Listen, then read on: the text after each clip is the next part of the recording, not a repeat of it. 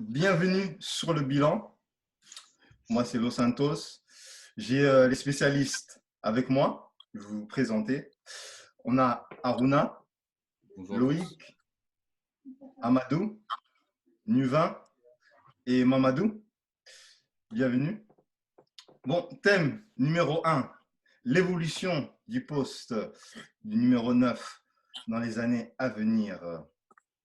Thème numéro 2, vous êtes le président d'un club et vous devez chercher un entraîneur. Bon, les spécialistes. Une caste à part, historiquement scindée entre finisseurs, unidimensionnels et esthètes créatifs dont l'apport attendu ne se limite plus au but. Spécialiste, Nuvin, que va devenir l'évolution du poste du numéro 9 dans les années à venir?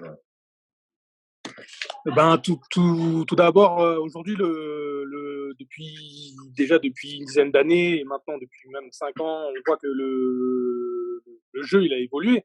On a évolué, on était beaucoup plus sur un jeu de possession avec l'époque Guardiola où la possession c'était devenu le maître mot dans le football. Et aujourd'hui, là, depuis 4-5 ans, avec les Klopp, avec les Tuchel, avec les Ralf Rangnick, on s'aperçoit qu'on est plus sur ce qu'ils appellent le gegenpressing. Il faut savoir, il y a des temps de jeu où il faut récupérer vite le ballon, il faut presser, il faut exploiter la verticalité du jeu.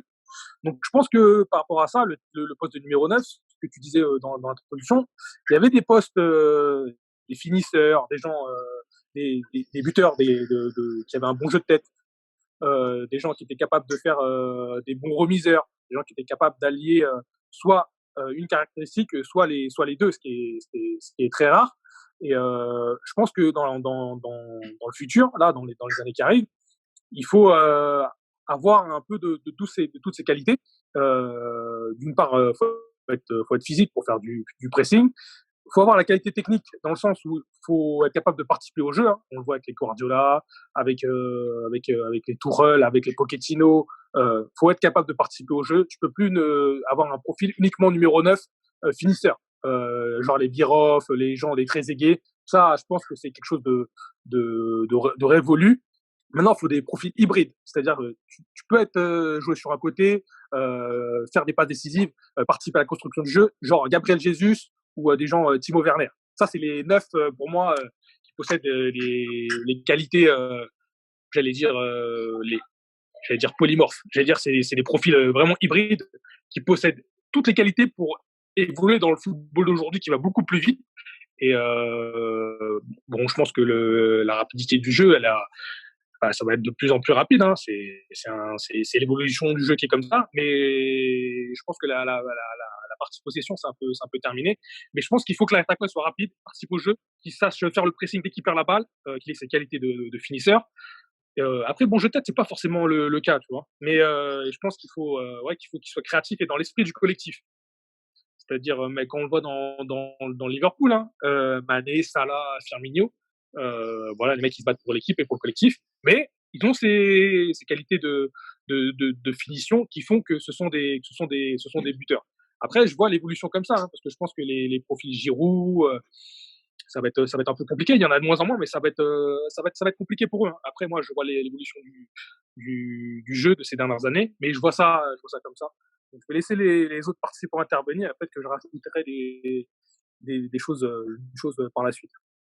Amadou? Moi, je dirais que je suis d'accord à peu près ce que Nevin il a dit. Là, par exemple, je suis un peu nostalgique. Moi, j'ai connu les Inzaghi, les Trezeguet, voilà, les renards de surface un peu comme ça. En fait, ces joueurs-là, on les jugeait par rapport au but qu'il a marqué, qu'ils soient techniquement dégueulasses ou autre. Tant qu'ils marquaient, ça faisait la différence. Dans le football aujourd'hui qui a évolué, je pense qu'on peut plus se permettre d'avoir un attaquant comme ça. Je crois que Inzaghi disait dans une interview que je pense que dans ce football-là, il pourrait pas évoluer dans ce football-là parce que ça a évolué. Et aussi, vous vous rappelez très bien, je pense à Nevin et Mamadou aussi, qui ont vu une interview de Trezeguet. Parce que Trezeguet, à la Juventus, il a marqué beaucoup de buts.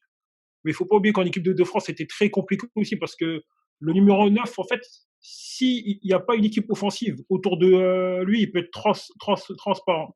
Et les gens se posaient la question de comment se fait-il qu'il était aussi performant à la Juventus, mais pas en équipe de France. Et Trezeguet avait très bien dit, bon, il y a une vidéo que je conseille à tout le monde qui disait que voilà, quand il joue à la Juventus, le bloc il est haut. En équipe de France, le bloc il est en bas. Donc ce qui fait qu'il se retrouve seul face à plusieurs joueurs. Donc voilà, donc aujourd'hui, on peut plus avoir un attaquant aujourd'hui comme ça. C'est plutôt une animation offensive. C'est-à-dire qu'il y a même des joueurs comme des coachs comme Guardiola qui peuvent se permettre de jouer sans numéro 9 en mettant Fabregas 9, alors que c'était même pas un 9, un faux numéro 9. Donc voilà, donc moi je pense qu'aujourd'hui, malheureusement, le numéro 9 aujourd'hui, renard de surface, j'ai bien peur qu'il disparaisse Mais, au fil mais, des.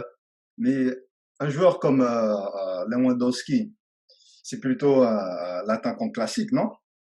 Oui, bien sûr, pour moi, c'est un numéro 9. Après, il joue dans une équipe qui est très offensive.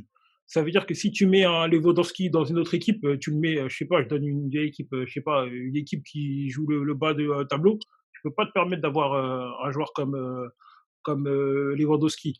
Après, il y a un profil d'attaquant que j'aime beaucoup ici. Ben Yedder, par exemple, c'est un très bon numéro 9. Tu vois, donc c'est même dans des équipes qui jouent pas forcément offensif, il arrive quand même à tirer son épingle du jeu. Donc c'est pas seulement un renard de surface, c'est un joueur capable de faire la différence, c'est un joueur qui a fait du futsal. Donc aujourd'hui, je pense qu'aujourd'hui, le numéro 9, s'il veut évoluer, il faut qu'il soit techniquement très fort. Il faut qu'il ait les deux pieds absolument. Parce que si il peut pas se permettre d'être seulement droitier haut, parce que justement, il va avoir seulement une occasion, il faudrait qu'il la mette au fond.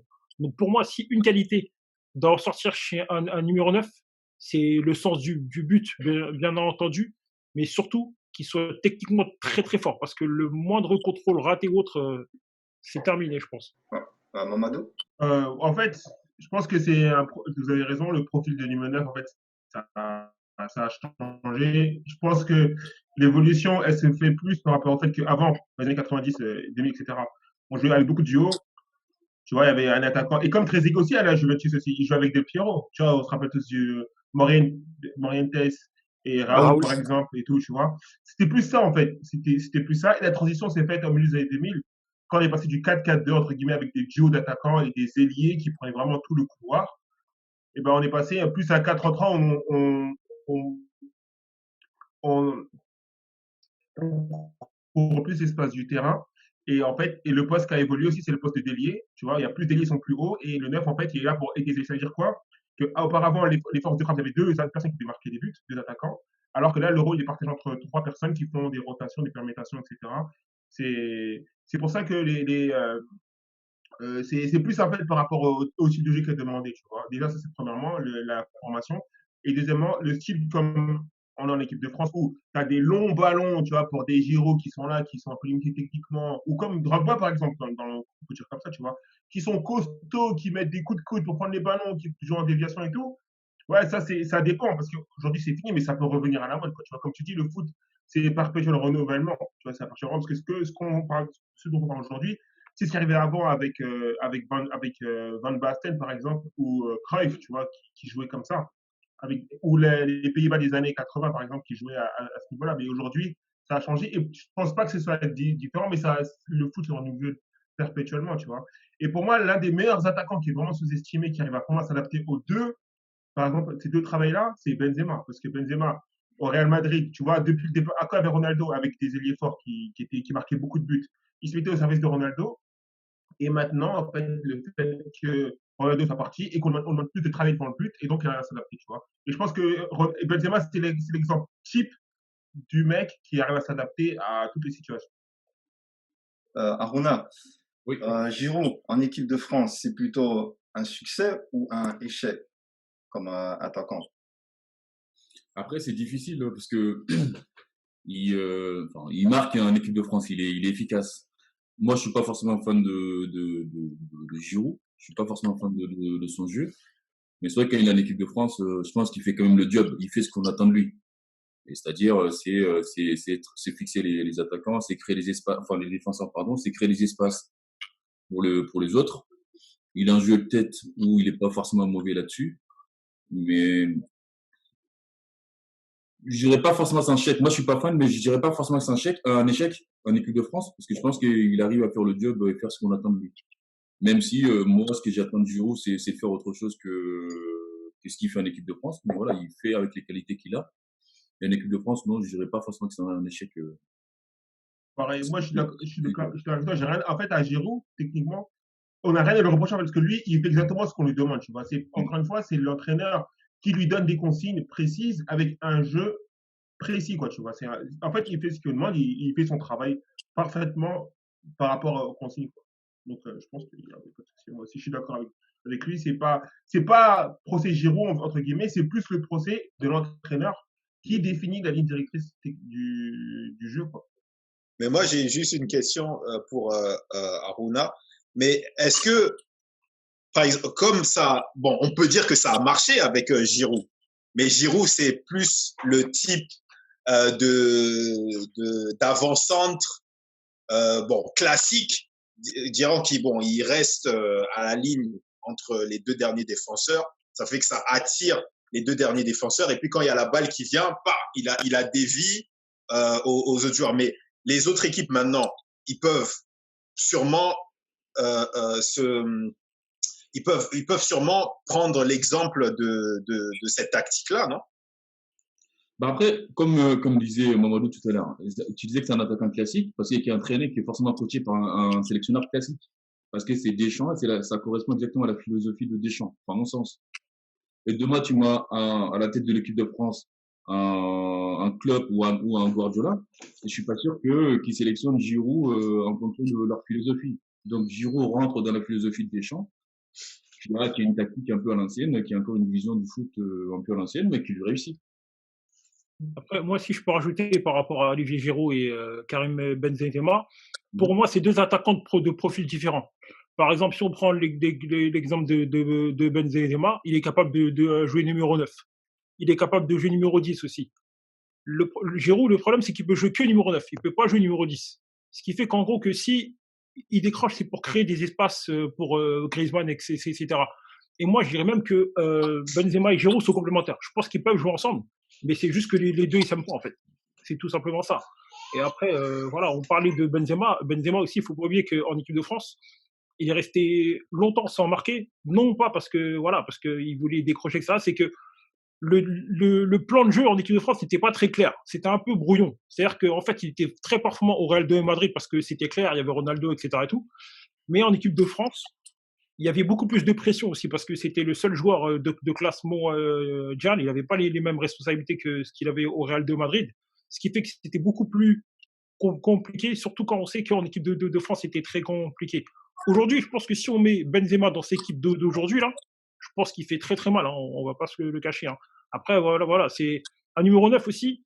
Il faut aussi qu'il ait l'esprit de tuer devant le but. Et je pense que si Benzema avait décidé de jouer numéro 9, je pense qu'il n'y a aucun débat entre Giroud et Benzema, à mon sens. Je suis d'accord. En fait, je suis d'accord avec toi. C'est plus une évolution du sport parce que il y a plein de postes qui ont disparu à cause du 4-3-3 parce que je m'en souviens à l'époque des années 90, il y avait beaucoup, on parlait du 9,5. Tu vois, les mecs comme Platini et tout. Un 10, quoi. Pardon? Ouais, 9,5-10, en fait, c'est le 10. Voilà, Ouais. Trancarista, ils appellent ça en Italie et tout. Ouais. Ça, ce poste-là, avec aujourd'hui, il n'y est plus. Il y a le 10 aussi. Le 10, ça n'existe plus aujourd'hui, tu vois. Soit c'est des ailiers, soit c'est des milieux offensifs. Un peu milieu relayeur. Les ailiers, c'est pareil, tu vois. Les latéraux, là, on ne demande pas de déborder, etc. Alors que c'est le cas, tu vois. Et comme on dit aussi, le profil Giroud, c'est quoi? C'est le mec, entre guillemets, qui est obsédé, le mec aussi, comme Inzaghi, obsédé par le but, qui participe pas au jeu, qui tire, qui est toujours bien placé et tout. Ce poste-là, il n'existe plus. Les commanditaires aussi, le duo d'attaquants, les duos comme on avait, ça n'existe plus. Aujourd'hui, c'est plus les ailiers qui marquent. Tu vois, les forces sont plus diversifiées, quoi. Et ça, on l'a vu, par exemple, quand ils ont gagné comme l'Espagne, ou comme le Bayern, par exemple, où les forces sont multipliées, quoi, tu vois. On ne sait pas où est le danger. City, pareil, tu vois. City, ils ont un attaquant comme Agüero, par exemple, ou Jesus, mais tout le monde peut marquer dans cette équipe, tu vois. Bah, c'est exactement ce que je voulais dire, Mamadou. C'est quand on revient 10-15 en arrière dans le foot, bah, c'est vrai que les équipes qui gagnaient, les grandes équipes, les Milan, bah, c'était les Milan avec des Inzaghi, c'était les Juves avec des Trezeguet, des Manchester avec des Van Nistelrooy. et du Real avec des Morientes ou de Raoul. Donc ça, c'était l'époque où ces attaquants-là, c'était l'époque où les clubs gagnaient avec ces attaquants-là. Et entre-temps, effectivement, quand on prend aujourd'hui les équipes qui gagnent, on parle de clubs en tout cas, les City, les Barça ou autres, ils n'ont plus ce style d'attaquant. Ouais. Et un truc que je voulais rajouter aussi, c'est que, en fait, des moments, l'erreur qu'on fait souvent, c'est de se focaliser sur les équipes nationales, tu vois, pour parler de l'évolution du métier. Alors on devrait plutôt se focaliser sur les clubs, parce que eux, ils travaillent au quotidien, alors que les sélections nationales, c'est pas, entre guillemets, les meilleurs entraîneurs. Et en plus, eux, ils sont là sur du court terme, tu vois. Deschamps est là, il a une effectif pour 2 semaines, il a une commission pour 1 mois, et c'est fini. Alors que le travail au quotidien, c'est plus fait par les entraîneurs dans les clubs. Et c'est pour ça que les entraîneurs, ils sont dans les clubs, dans les grands clubs, ils sont payés plus que les entraîneurs des sections. Voilà, donc c'est plus là qu'on voit l'évolution, quoi, tu vois. Nouvin, pourquoi le PSG voudrait garder Cavani et Icardi si le 9 n'est plus aussi important? Bah, en fait, la réponse à ta question, elle a été tranchée aujourd'hui. Hein. Le PSG, ils ont annoncé avoir signé Icardi pour 50 millions plus une option d'achat. Donc, ils ont fait clairement leur choix pour l'avenir. Icardi, il est plus jeune. Mais aujourd'hui, dans le style de jeu de Paris, on voit que Icardi, dans un match, il peut toucher 15 ballons et il va pas râler. Parce que lui, il est dans la surface et il va avoir ses 15 ballons. Sachant que Mbappé et Neymar, c'est des tricoteurs de ballons. Donc, et Icardi, il n'a pas besoin de toucher 10 000 fois le ballon dans le match. Donc, c'est le profil parfait et c'est la paix dans le vestiaire. Mais je pense que, j'allais dire, c'est pas le mauvais pari, c'est un bon joueur, c'est un finisseur. Mais Icardi, il participe pas au jeu. Et en termes de repli défensif, avec Cavani, il n'y a pas photo. Hein. Franchement, il n'y a pas photo. Il n'y a pas photo. Mais en termes de finition, c'est un vrai renard, c'est un vrai buteur. Droite, gauche, tête, il est toujours bien placé, il sent le but, il n'y a pas de problème. Après, ils font un pari, il est plus jeune. Je pense qu'il y a le pari de la jeunesse aussi. Et c'est un pari qu'ils font. Je pense que c'est le. On ferait tous le pari de la jeunesse. Et je pense que Cavani, il a encore 1 ou 2 ans et peut-être qu'il va signer à l'Atlético. Hein. Facile, hein. Il va signer à l'Atlético dans un grand club. Et voilà. Mais moi, je n'aurais pas forcément fait ce pari-là dans l'esprit du collectif. Mais c'est le choix de Paris. C'est le choix de Paris. En fait, si je comprends bien l'évolution, c'est que avant, c'était l'équipe qui était au service du numéro 9. Et maintenant, c'est le 9 qui est au service des ailiers. C'est-à-dire il va jouer pour Neymar et Mbappé, quoi. C'est bien résumé, je trouve. Pardon? C'est bien résumé, je trouve. Mais oui, mais attends, oui, mais ça dépend aussi. Je pense que ça dépend aussi de quel joueur, parce que regarde, quand Zlatan il était là, Zlatan vous allez me dire c'est un 9, non? Pur 9. 9 à l'ancienne. Voilà, donc, mais quand il était à Paris, l'équipe jouait pour lui, quoi. C'était comme le target man. Oui, tous les ballons passaient par lui. Donc ça dépend sûrement aussi de quel type de joueur et de la tactique de l'équipe, je pense. Alors, il faut savoir que Zlatan, juste pour dire, il a joué numéro 10 avec la Suède aussi. Hein. Donc, c'est un 9, mais c'est un numéro 10 aussi avec la Suède. Parce que avec l'âge, il a reculé, et puis tout doucement. Après, on peut parler aussi, mais il faut savoir que Zlatan, il a joué 10. Hein. Donc, tu me confirmeras peut-être, Nevin, ou pas. Mais à Paris, il jouait pur 9 à Paris. Non, parce que à Paris, il y a eu un problème que je pense qu'on est en train d'oublier.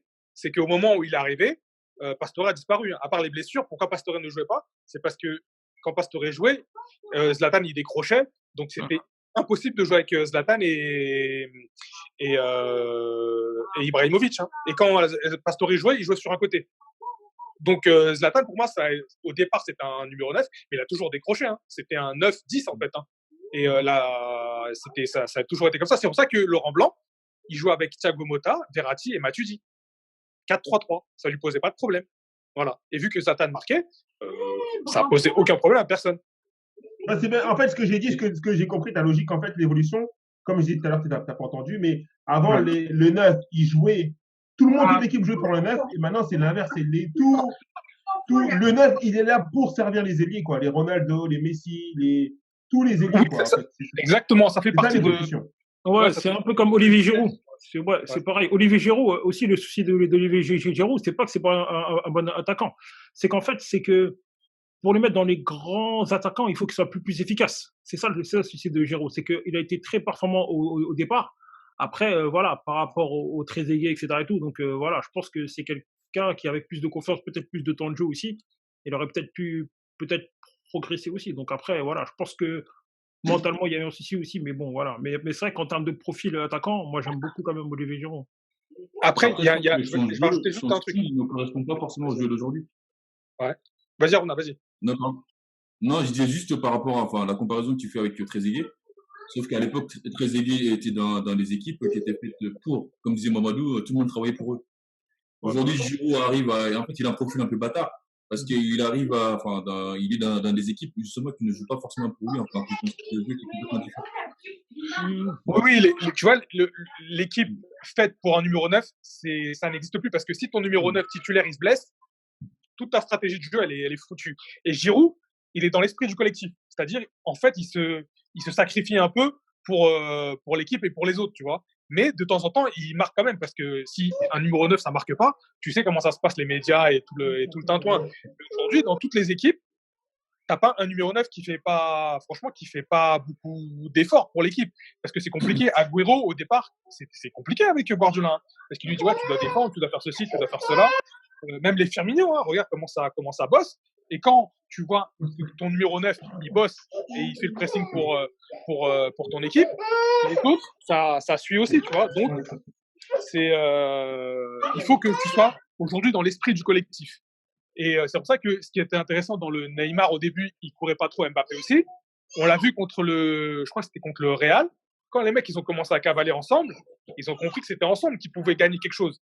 Si dans ton équipe t'as un mec qui court pas, les mecs ils vont dire bon, écoutez, les milieux de terrain, moi demain je suis dans une équipe, je vois je suis en train de courir comme un chien, je vois Amadou, il se replace même pas. Je dis Amadou, tu te fous de ma gueule.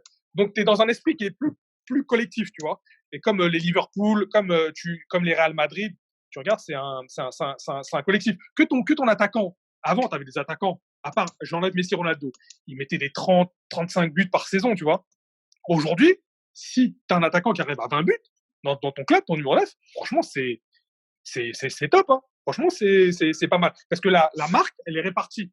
Bah, regarde Liverpool, hein, les Mané, les Salah, les Firmino, les Wijnaldum, les mecs qui sont à pratiquement 20 buts. Mais tu n'auras pas un mec qui aura 30-35 buts, sauf Ronaldo, Messi, mais qui ont besoin de ça. Mais sinon, dans toutes les autres équipes, les Timo Werner, les Lewandowski, ça score beaucoup. Mais tu as l'esprit collectif, tu vois, dans ce qu'on disait au départ. Faut que tu sois dans l'esprit du collectif. Après, c'est une question de stratégie. Si tu mises tout ton jeu sur un seul joueur, si ton joueur il se blesse, tu fais comment? Tu vois? En plus, c'est vrai que c'est un sport de plus en plus rare aussi. C'est un poste qui n'existe plus aujourd'hui. Et c'est pour ça qu'un mec comme Higuaín, par exemple, il vaut 100 millions, presque 100 millions, tu vois. Ouais, c'est rare, exactement. C'est exactement ça. Mais le dernier entre guillemets, le dernier des Mohicans, pour moi, c'est dans le monde aujourd'hui, c'est Icardi. Hein. Quand tu regardes, c'est le seul profil. Tu peux pas jouer en contre avec lui parce qu'il est pas rapide de ouf. Il a un beau jeu de tête, mais tu vois, en termes de replacement, de pressing et tout, c'est oui. pas. Et qu'est-ce que tu dirais de Haaland alors? Haaland, ouais, Haaland. Ouais, lui, il a un profil où il est encore jeune, mais quand tu regardes Dortmund, c'est pareil, tu vois, ça presse, ça joue en contre, mais il a un profil qui est de la tête, il est pas trop fort, mais c'est un vrai attaquant. Je le mets avec les Timo Werner et avec je dirais qu'il est moins complet que Gabriel Jesus, mais je pense qu'il peut jouer dans un couloir. Hein. Je pense qu'il peut jouer les droits ou les gauches. Encore une fois, je pense que en fait le truc c'est que comme on parle dans des grands clubs, en fait on se base souvent sur eux pour tirer des généralités. Alors que quand tu vois par exemple la Lazio ou l'Inter, eux ils jouent pas comme ça, tu vois. L'Inter ils ont un duo, tu vois, c'est différent. Dortmund, eux eux, tu remarqueras que n'importe quel attaquant que tu mets Michi, que tu mets Lewandowski, que même Aubameyang, il va planter beaucoup parce que l'équipe elle est faite pour jouer avec un neuf en fait, tu vois. Moi, je pense à un truc, pour moi, l'un des attaquants de la génération dernière, là, justement, c'est par exemple le style de Van Persie. Van Persie, voilà, c'était la transition. Pour moi, les styles de Van Persie, c'était la transition entre l'ancienne génération et la nouvelle génération. Ah, c'était la classe, hein. Ouais, c'était la classe. Voilà, ça participait pas forcément tout le temps, ça participait pas tout le temps au jeu, mais ça participait quand même. Et ça restait pas forcément figé en avant, mais ça, tu vois, ça bougeait. C'était la transition pour moi entre l'ancienne et la nouvelle génération. Bon, monsieur le spécialiste, c'est sûrement un débat très passionnant, mais on va aller à notre deuxième topic, vite fait. Vous êtes le président d'un club et vous devez chercher un entraîneur. Quel entraîneur vous allez prendre? Trois. Mamadou? Tu veux commencer, Nevin? Ouais, vas-y, je veux commencer. Donc, moi, déjà, le club, donc, je prends Manchester United, hein, direct, il n'y a pas de débat là-dessus. Bon, aujourd'hui, moi, Solskjaer, je l'aime bien, mais je pense qu'il n'a pas les épaules pour, même s'il est en train de construire un effectif autour, il n'y a pas de problème. Mais voilà, je suis le président, je veux un entraîneur, j'ai listé 3 entraîneurs. Premièrement, choix numéro 1, je prends Pochettino direct. Voilà. Pourquoi je prends Pochettino? Parce qu'il est dans la stratégie que je veux mettre en place sur une stratégie moyen-long terme, c'est-à-dire 3-5 ans. Je sais qu'il va rester, qu'il va s'impliquer dans le projet. Deuxièmement, je sais qu'il va me sortir des jeunes, comme ce qu'il a fait à Tottenham, avec les Dyer, avec j'ai oublié le numéro 10 là, Dele Alli, Dyer. Il a sorti Harry Winks. Il a sorti des petits jeunes de Tottenham. Donc je sais qu'avec lui, voilà, il va me sortir des jeunes du centre de formation et les jeunes des autres villes, ils vont venir dans mon club parce qu'ils savent qu'ils vont jouer et qu'ils vont avoir leur chance. Et 3, j'aime bien sa philosophie de jeu, puisque c'est l'école un peu Bielsa, Argentine, où il a un mix de jeu de possession et de verticalité. On l'a vu avec Tottenham sur ces dernières années. Voilà, il n'y a pas de, c'est mon choix numéro 1. Mon choix numéro 2, dédicace pour Amadou, Thomas Tuchel. Franchement, Thomas Tuchel, moi, c'est un entraîneur, j'adore. Mayence, Dortmund, ce qu'il a fait, même en une saison, ce qu'il a fait, c'était excellent. Et ce qu'il fait à Paris, voilà, un jour on fera un débat sur lui, mais ce qu'il fait à Paris, je trouve, par rapport à ce que les gens disaient, pour l'instant, pour moi, c'est réussi. Gérer les stars, il a passé le fameux cap des 8e. Et là, on va voir pour la Ligue des Champions.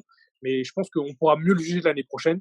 Donc, Thomas Tuchel, pourquoi? Parce que, d'une part, il est dans le football actuel, c'est un jeune qui comprend, il est dans la nouvelle mode, ce que je disais, la Gegenpressing, là, avec Klopp, Nagelsmann, Ralf Rangnick, tout ça, cette école-là, c'est la même école. C'est la même école. Et il fait confiance aux jeunes. Bon, on l'a vu à Paris, hein. Il a lancé les Colin Dagba, les Moussa Diaby, les Nkunku, tous ces mecs-là, c'est lui qui les a lancés. Donc voilà, il est encore dans ma stratégie de développer les mecs du centre de formation. Contrairement à ce qu'on dit, à ce qui se dit, franchement, au jour d'aujourd'hui, il n'y a pas de gros problème avec les stars. Neymar, Mbappé, Icardi. Bon, à part le cas, je pourrais lui reprocher le cas Cavani, franchement. Je trouve qu'il a pas très bien géré. Mais bon, sur les autres points, jusqu'à aujourd'hui, il n'y a pas de problème.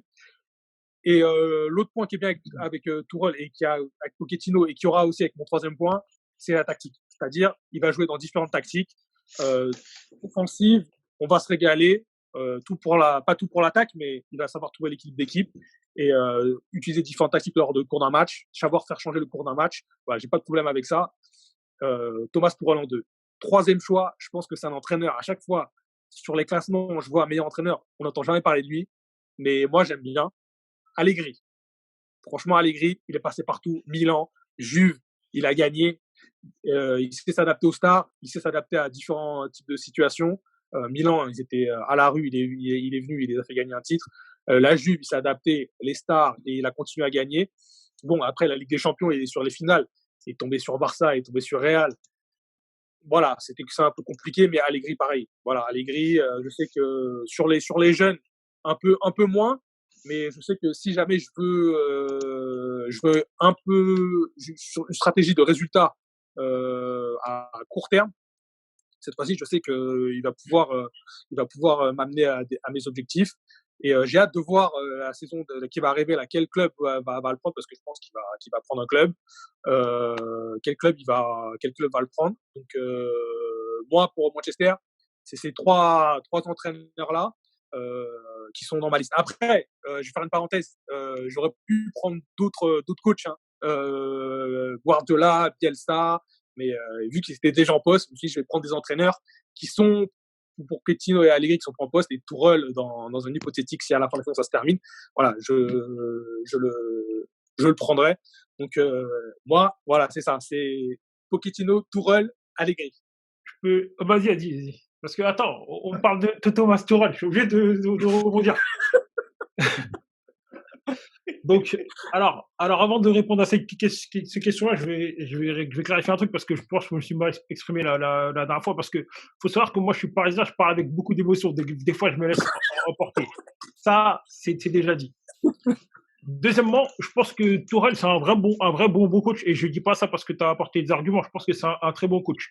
Le problème, c'est que, comme je disais, que Paris, c'est un club particulier. Donc déjà, le coach que je vais prendre, pour moi, c'est Paris. Le problème, c'est quoi? C'est que des bons coachs qui sont venus à Paris. Il y a eu Ancelotti qui est venu à Paris. Laurent Blanc aussi.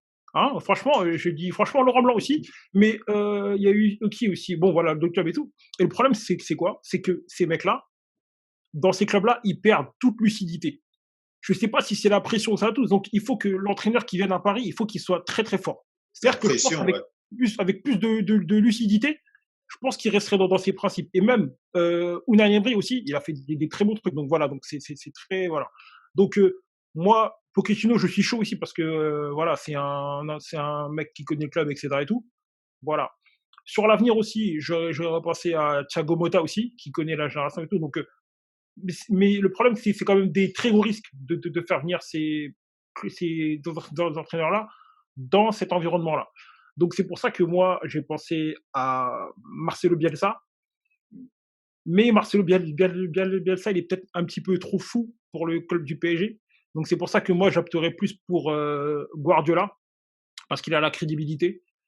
Il y a City, je pense que Paris, ils peuvent essayer de faire venir Guardiola, parce qu'il a la crédibilité des joueurs, il a gagné des titres, etc. Et je pense que c'est un entraîneur capable de pouvoir gérer un vestiaire comme ça et ne pas se faire marcher dessus.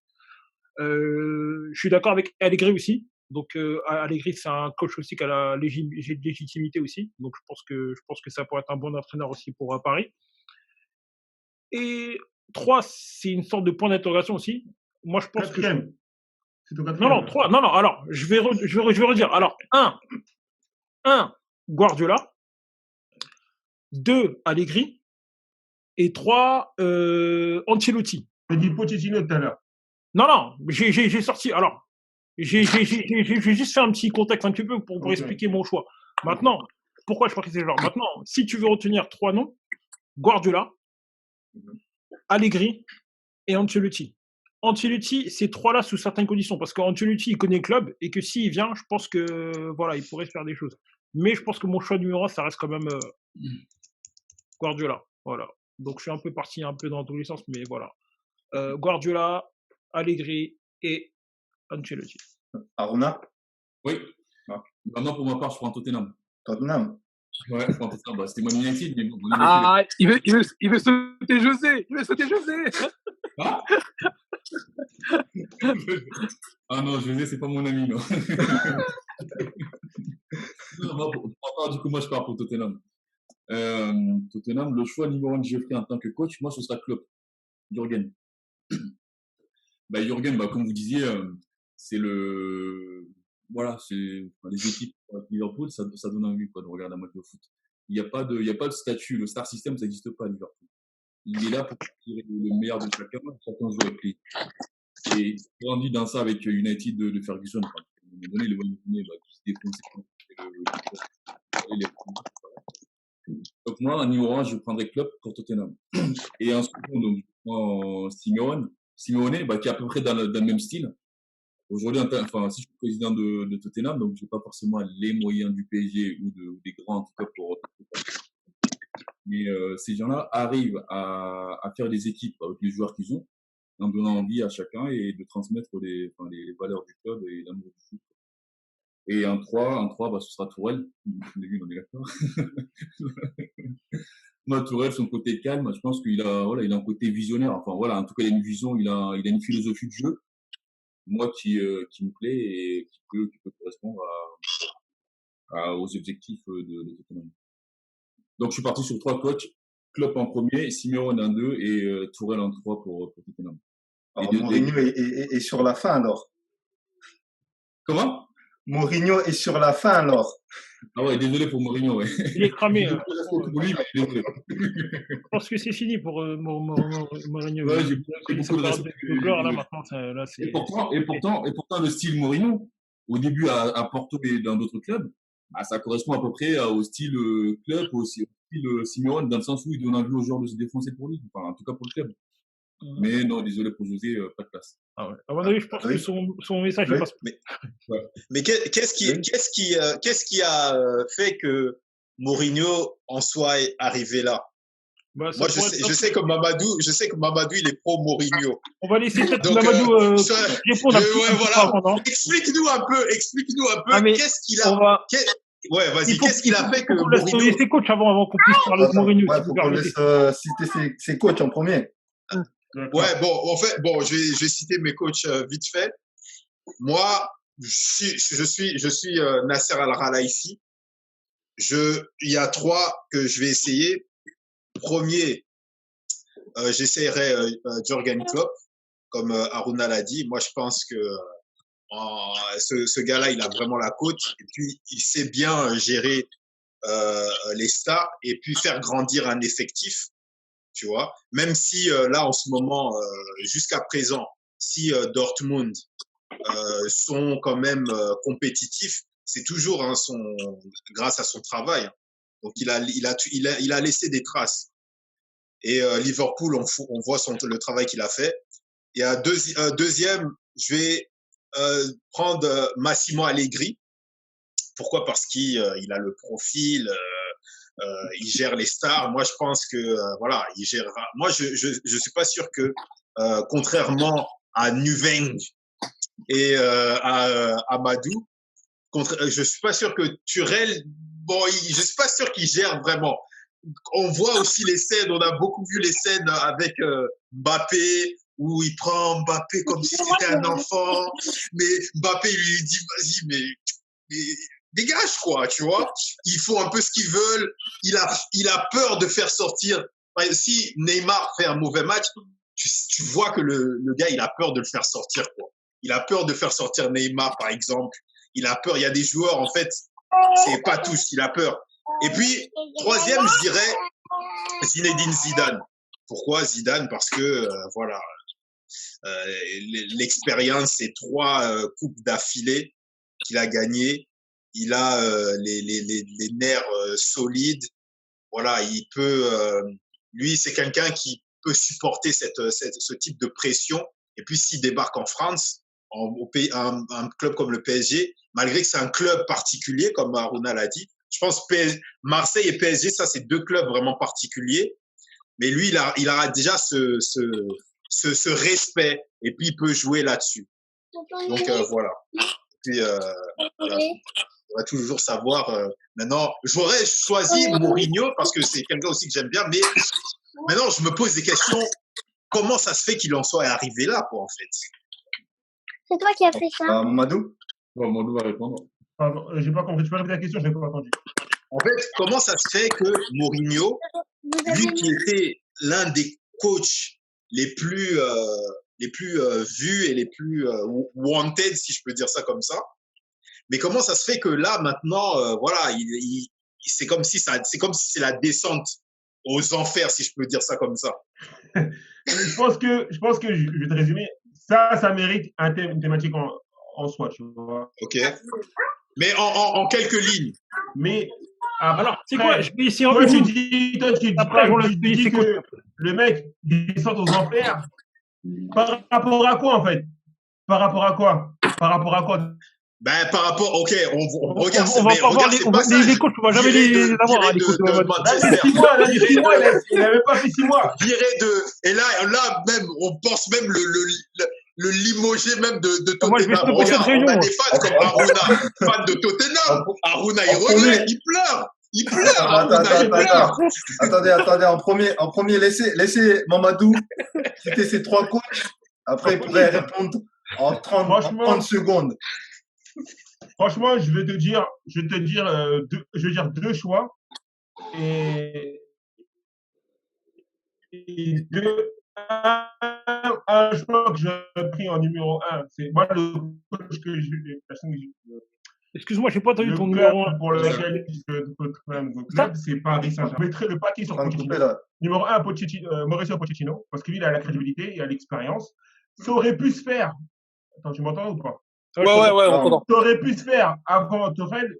Malheureusement, il y a un problème de technique. Il lui voulait venir. Donc, moi, je te dis que à 100%, le coach Higuaín, comme ils disaient les Marseillais là, c'est Pochettino. Après, deuxième choix que j'aurais fait, c'est un pari, c'est Wenger. Moi, j'aurais pris Wenger, tu vois. J'aurais pris Wenger, sa politique, etc. et tout. Et ça, c'est bon. Ça, c'est un choix que j'aurais fait. Deuxièmement, heureusement que tu as dit que c'était un pari. Et troisième choix, j'aurais donné la chance à Xavi.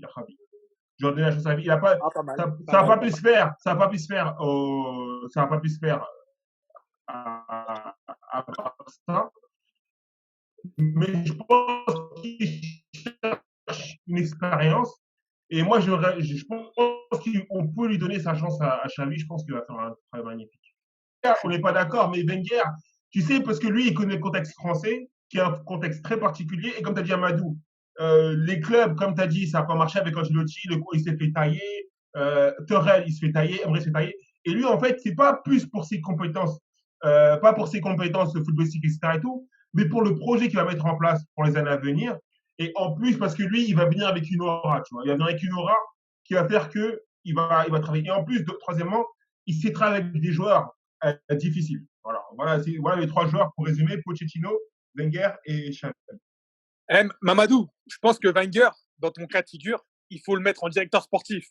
Parce que je pense qu'en termes de coach, je pense que comme José, je pense qu'il est un peu pas cuit. Mais c'est ce que j'allais dire aussi. Ouais, quand tu dis qu'il connaît le contexte français, ça fait maintenant 25 ans qu'il vient d'Angleterre. Et je pense qu'il connaît pas il est déconnecté de la mentalité des joueurs français, tu vois. Donc je pense que ça va être compliqué pour lui. Et je pense qu'il est un peu, est-ce qu'il a encore la flamme de l'entraîneur, du coach et tout?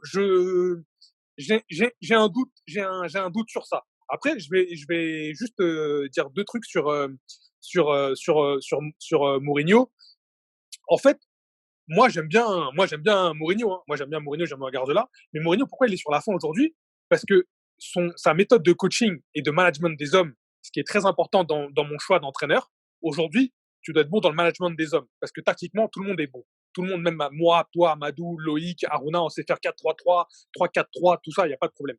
C'est dans le management des hommes qu'il faut que tu sois bon. Et lui, il a amené quelque chose de différent et de nouveau. Et Tourelle, Allegri, Pochettino, ils sont dans une autre sphère. Quand je lis les bouquins et tout, ils sont dans la façon de conduire les hommes. C'est extraordinaire ce qu'ils font.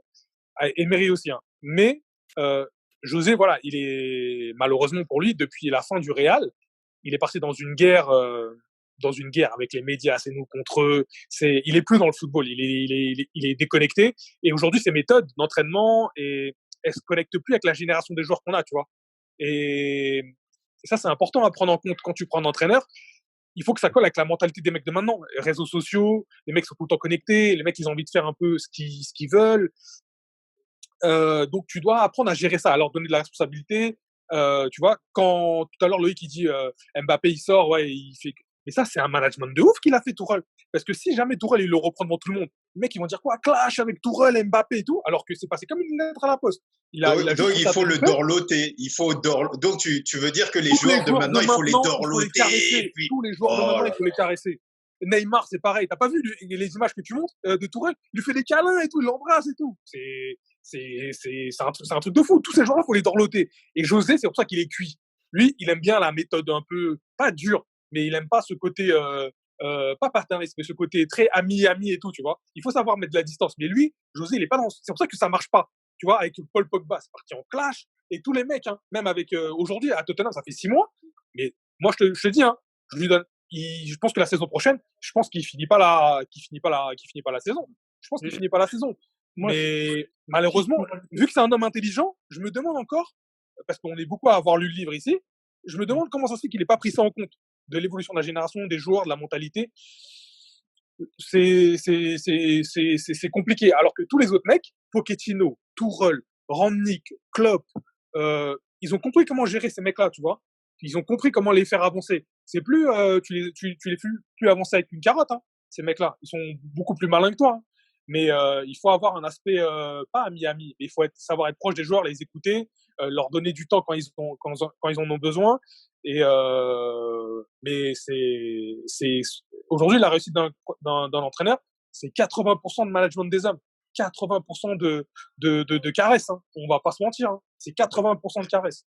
Je vais essayer de parler de Mourinho parce que je sais que Loïc brûle d'envie d'entendre des choses par rapport à Mourinho. Donc en fait, Mourinho, si je devais résumer, c'est qu'en fait, avant, c'est un joueur qui n'a pas été professionnel. Donc ce qui fait qu'avant, c'était tout dans le management. Et en fait, ce qu'il faisait avant, c'est qu'en fait, il se mettait en avant par rapport aux médias, il mettait toute la pression sur lui de façon à ce que les joueurs puissent se concentrer. Et il a eu des résultats par rapport à ça. Ensuite, il est parti au Real de Madrid. Et je pense que ce Real de Madrid, il s'est passé des choses. Donc, je vous invite à lire le livre. En même temps, je fais de la pub là, pour le livre que Neville m'a prêté la dernière fois par rapport à Mourinho. Il s'est passé des choses au Real qui fait qu'il a pété un câble, en fait. Et en fait, là où Mourinho a basculé un petit peu, c'est qu'en fait, il a voulu être plus important que le club. À partir du moment où tu veux être plus important que le club, ça peut pas ça ne fonctionne pas. Et c'est pas ça en fait, c'est qu'après il s'est auto-caricaturé et après voilà, il est parti dans un truc, c'est que limite tu te dis, vous voulez prendre un rôle pour aller au cinéma ou je sais pas quoi. Il te reste 40 secondes à il a perdu toute lucidité. Donc voilà ce qui s'est passé avec Mourinho à mon avis. Alors, je ressens le texto de Fred Herman. Les spécialistes, c'est la fin de l'émission. Merci à vous. Et à la prochaine, Merci, messieurs. Émission, quoi.